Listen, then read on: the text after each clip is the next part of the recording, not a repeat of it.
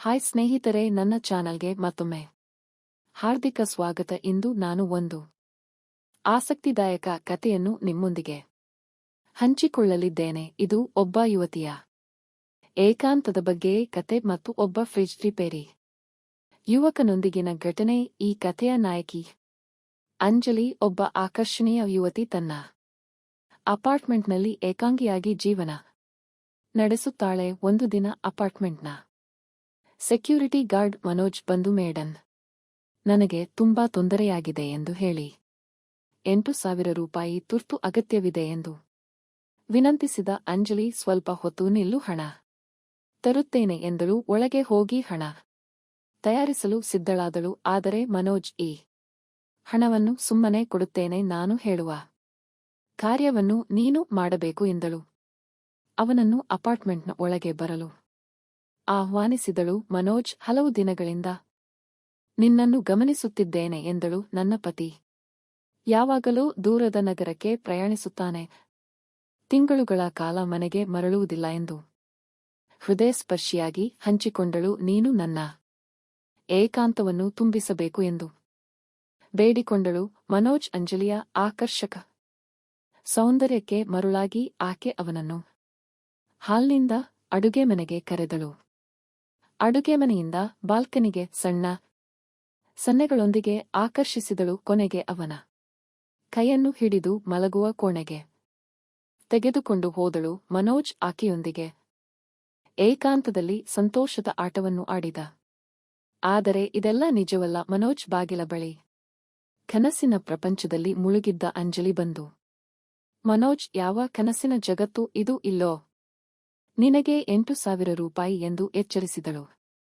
ಹಣವನ್ನು ನೀಡಿ ಮನೋಜ್ನು ಹೊರಗೆ ಕಳುಹಿಸಿದಳು. ಕೆಲವು ದಿನಗಳ ಬಳಿಕ ಅಂಜಲಿ ಫ್ರಿಡ್ಜ್ನ್ನು ಆನ್ ಮಾಡಿದಳು. ಫ್ರಿಡ್ಜ್ ತಣ್ಣಗಾಗದಿರುವುದನ್ನು ಗಮನಿಸಿದಳು. ಫ್ರಿಡ್ಜ್ ಸರ್ವೀಸ್ ಸೆಂಟರ್ಗೆ ಕರೆ ಮಾಡಿದಳು. ಯಾರಾದರೂ ಬಂದು ಫ್ರಿಡ್ಜ್ನ್ನು ಸರಿಪಡಿಸಿ ಎಂದು ಕೋರಿದಳು.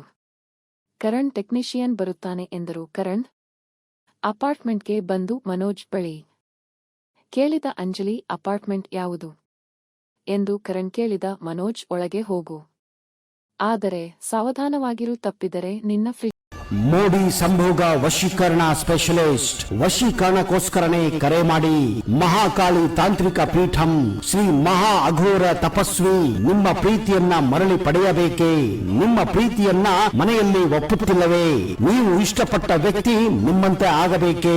ಲವ್ ಮ್ಯಾರೇಜ್ ನಲ್ಲಿ ಕುಟುಂಬದಿಂದ ಕಿರಿಕಿರಿಯಾಗುತ್ತಿದೆಯೇ? ನಿಮ್ಮ ಪತಿ ಅಥವಾ ಪತ್ನಿಗೆ ಪರಸ್ತ್ರೀ ಸಹವಾಸ ಬಿಡಿಸಬೇಕೇ? ಇಲ್ಲಿದೆ ಶಾಶ್ವತ ಪರಿಹಾರ. ವಶೀಕರಣ ಮತ್ತು ಶತ್ರು ಮುತ್ತಿಗೆಗೆ ಓಪನ್ ಚಾಲೆಂಜ್. ನಿಮ್ಮ ಕೆಲಸ ಕೇವಲ 2 ಗಂಟೆಯಲ್ಲಿ ಶಾಶ್ವತ ಸಮಾಧಾನ ಇಲ್ಲಿದೆ.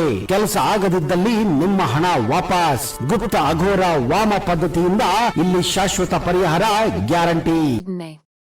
ಹಾಳು ಮಾಡುವೆ ಎಂದು ಬೆದರಿಸಿದ ಕರಣ್ ಒಳಗೆ ಬಂದು, ನಾನು ಕರಣ್ ಎಂದು ಪರಿಚಯಿಸಿಕೊಂಡ. ಫ್ರಿಡ್ಜ್ ರಿಪೇರಿಗೆ ಬಂದಿದ್ದೇನೆ ಎಂದು ಕೆಲಸ ಆರಂಭಿಸಿದ. ಅಂಜಲಿ, ನಿಮಗೆ ಕಾಫಿ ಕೊಡುತ್ತೇನೆ ಎಂದು ಅಡುಗೆಮನೆಗೆ ಹೋದಳು. ಕಾಫಿ ತಯಾರಿಸಿ ಬರುವಷ್ಟರಲ್ಲಿ ಕರಣ್ ಫ್ರಿಡ್ಜ್ನ್ನು ಸರಿಪಡಿಸಿದ.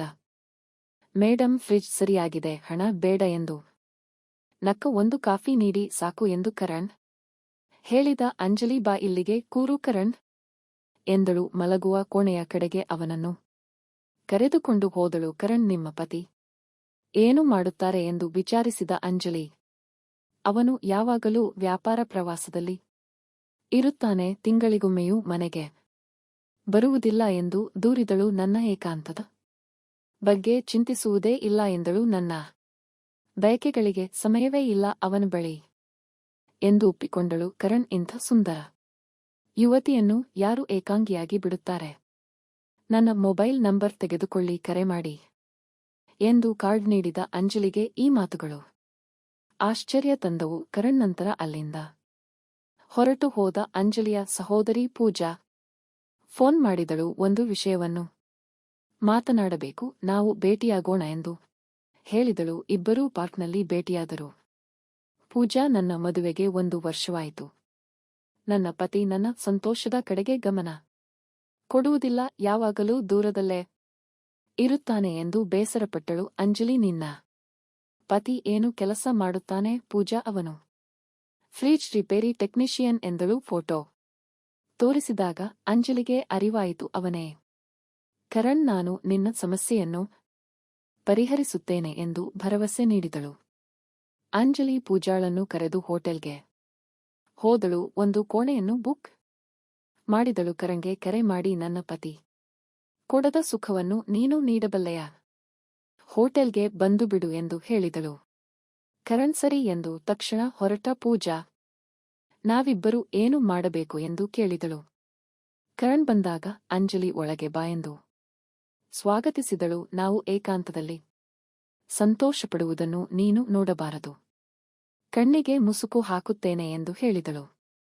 ಕರಣ್ ಒಪ್ಪಿದ. ಈ ಫ್ಯಾಷನಬಲ್ ಉಡುಪನ್ನು ಧರಿಸಿಕೋ ಎಂದು ನೀಡಿದ ಅಂಜಲಿ. ಕರಣ್ ಕಣ್ಣಿಗೆ ಮುಸುಕು ಹಾಕಿದಳು. ಆ ಉಡುಪನ್ನು ಪೂಜಾಳಿಗೆ ಧರಿಸಿ ಮಲಗುವ ಕೋಣೆಗೆ ಕಳುಹಿಸಿದಳು. ಕರಣ್ ಪೂಜಾಳನ್ನು ಅಂಜಲಿ ಎಂದು ತಿಳಿದು ಏಕಾಂತದ ಮಲಗುವ ಕೋಣೆಯಲ್ಲಿ ಹೃದಯಸ್ಪರ್ಶಿ ಆಟವನ್ನು ಆಡಿದ. ಆಕೆಯನ್ನು ಆಲಿಂಗಿಸಿ ಮಧುರವಾಗಿ ಮಾತನಾಡಿದ. ಕೋಣೆಯಲ್ಲಿ ಆಕರ್ಷಣೀಯ ಆಟವನ್ನು ಆಡಿದ. ಅಂಜಲಿ ಹೊರಗೆ ಕೂತು ಎಲ್ಲವನ್ನೂ ಗಮನಿಸಿದಳು.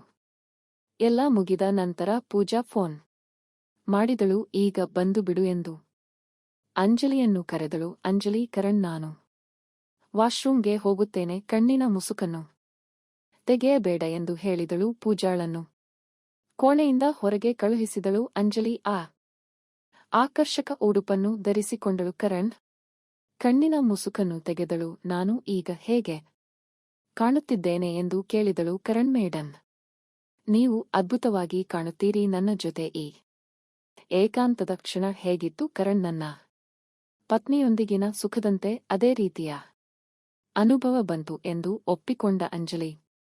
ಒಂದು ಭರವಸೆ ನೀಡು ಎಂದಳು. ಇಂದು ನನಗೆ ನೀಡಿದ ಸಂತೋಷವನ್ನು ಪ್ರತಿದಿನ ನಿನ್ನ ಪತ್ನಿಗೆ ನೀಡಬೇಕು. ಆಕೆಯ ಸುಖವನ್ನು ಕಸಿದುಕೊಳ್ಳಬಾರದು ಎಂದು ಹೇಳಿದಳು. ಕರಣ್, ನಾನು ಈ ಭರವಸೆಯನ್ನು ನೆರವೇರಿಸುತ್ತೇನೆ. ಅಂಜಲಿ, ಈಗ ನೀನು ಹೊರಡಬಹುದು ಎಂದು ಕಳುಹಿಸಿದಳು. ಪೂಜಾ ಹೋಟೆಲ್ಗೆ ಮರಳಿ ಬಂದಳು. ಅಂಜಲಿ, ನಿನ್ನಿಂದಾಗಿ ನನ್ನ ಕುಟುಂಬ ಸಂರಕ್ಷಣೆಯಾಯಿತು. ತುಂಬಾ ಧನ್ಯವಾದಗಳು ಎಂದು ಕೃತಜ್ಞತೆ ತಿಳಿಸಿದಳು. ಅಂಜಲಿ, ನನ್ನ ಸಹೋದರಿಯ ಜೀವನ ಚೆನ್ನಾಗಿದೆ, ಅದೇ ನನಗೆ ಸಾಕು ಎಂದು ನಗುತ್ತಾ ಹೇಳಿದಳು. ಇಬ್ಬರು ಒಟ್ಟಿಗೆ ಹೋಟೆಲ್ನಿಂದ ಹೊರಟರು. ಕತೆ ಇಲ್ಲಿಗೆ ಮುಗಿಯುತ್ತದೆ. ಅಂಜಲಿ ಮಾಡಿದ ಕೆಲಸ ಸರಿಯೋ ತಪ್ಪೋ ನನಗೆ ಗೊತ್ತಾಗಲಿಲ್ಲ. ಕಾಮೆಂಟ್ ಸೆಕ್ಷನ್ನಲ್ಲಿ ಬರೆದು ತಿಳಿಸಿ. ಇದು ಸರಿಯೋ ತಪ್ಪೋ ಮತ್ತೊಂದು ಆಸಕ್ತಿದಾಯಕ ಕತೆಯೊಂದಿಗೆ ಬರ್ತೀನಿ. ಅಲ್ಲಿಯವರೆಗೂ ಜೋಪಾನ. Take care. Bye bye. ನಮಸ್ಕಾರ. ಮೋಡಿ ಸಂಭೋಗ ವಶೀಕರಣ ಸ್ಪೆಷಲಿಸ್ಟ್. ವಶೀಕರಣಕ್ಕೋಸ್ಕರನೇ ಕರೆ ಮಾಡಿ. ಮಹಾಕಾಳಿ ತಾಂತ್ರಿಕ ಪೀಠಂ ಶ್ರೀ ಮಹಾ ಅಘೋರ ತಪಸ್ವಿ ನಿಮ್ಮ ಪ್ರೀತಿಯನ್ನ ಮರಳಿ ಪಡೆಯಬೇಕೇ? ನಿಮ್ಮ ಪ್ರೀತಿಯನ್ನ ಮನೆಯಲ್ಲಿ ಒಪ್ಪುತ್ತಿಲ್ಲವೇ? ನೀವು ಇಷ್ಟಪಟ್ಟ ವ್ಯಕ್ತಿ ನಿಮ್ಮಂತೆ ಆಗಬೇಕೇ? ಲವ್ ಮ್ಯಾರೇಜ್ ನಲ್ಲಿ ಕುಟುಂಬದಿಂದ ಕಿರಿಕಿರಿಯಾಗುತ್ತಿದೆಯೇ? ನಿಮ್ಮ ಪತಿ ಅಥವಾ ಪತ್ನಿಗೆ ಪರಸ್ತ್ರೀ ಸಹವಾಸ ಬಿಡಿಸಬೇಕೇ? ಇಲ್ಲಿದೆ ಶಾಶ್ವತ ಪರಿಹಾರ.